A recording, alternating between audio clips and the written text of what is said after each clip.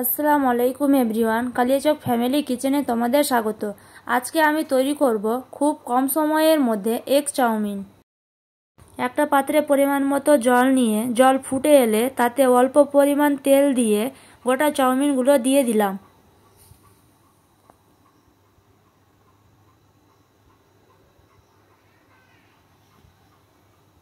তারপর চাউমিন সেদ্ধ হলে একটা ছাঁকনির মাধ্যমে ছেঁকে নিলাম। একটা প্যানে তেল দিয়ে তেল গরম হয়ে এলে 3টে ডিম দিয়ে ভুজিয়া করে একটা পাত্রে তুলে নিলাম।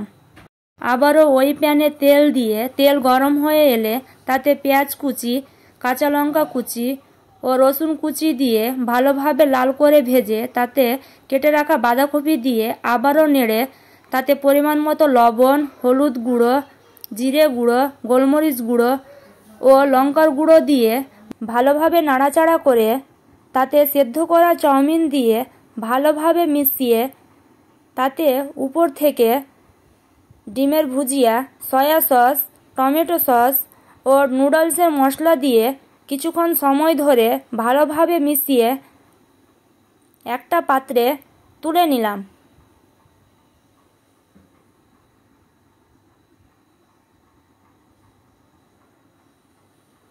তৈরি করে নিলাম এগ চাউমিন।